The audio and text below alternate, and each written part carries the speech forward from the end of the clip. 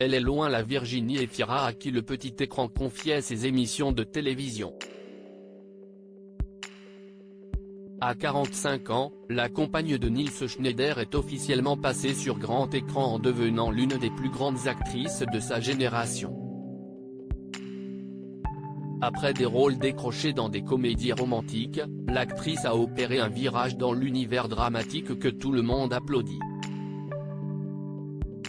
Les réalisateurs s'arrachent Virginie Efira.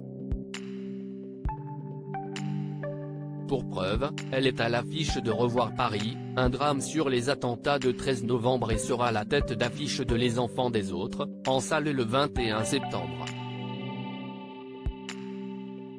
Dans ce drame signé Rebecca Zlotowski, Virginie Efira campe Rachel, la belle-mère d'une petite fille de 4 ans. L'occasion pour Version Fémina d'en apprendre un peu plus sur le rôle que la comédienne a elle-même endossé alors qu'elle n'était âgée que d'une vingtaine d'années. J'ai reconnu en Rachel une force de vitalité doublée d'un grand déficit de confiance. J'ai été belle-mère à 22 ans et le rapport à l'enfant, je le connais.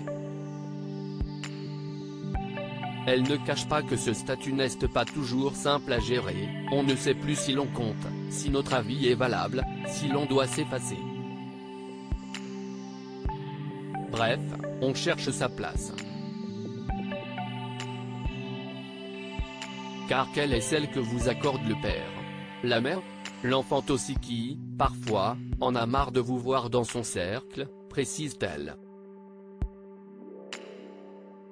Que peut-on alors tisser avec lui?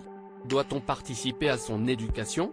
Si y est une relation autre, précieuse, mais dont on ne cerne pas bien les limites. Cette situation, Virginie Efira l'a connue en entamant une relation au début des années 2000 avec l'acteur Patrick Ridremont, père de 3 enfants. Si y est près de 10 ans plus tard qu'elle devient maman pour la première fois. Sa fille Ali naît le 24 mai 2013.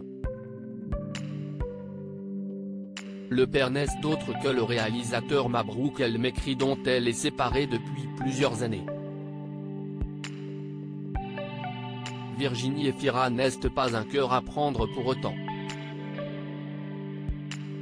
Depuis 2018, la piquante blonde est en couple avec Nils Schneider, qu'elle a rencontré sur le tournage du film Un amour impossible. Tout le contraire de leur propre histoire qui, 4 ans après ses débuts, se poursuit avec autant de fougue et de passion. En février dernier, Virginie se qualifiait même comme la plus grande amoureuse du monde. Le couple a de nouveau travaillé ensemble pour un court-métrage réalisé par Nils Schneider et dans lequel il a confié un rôle à sa chérie.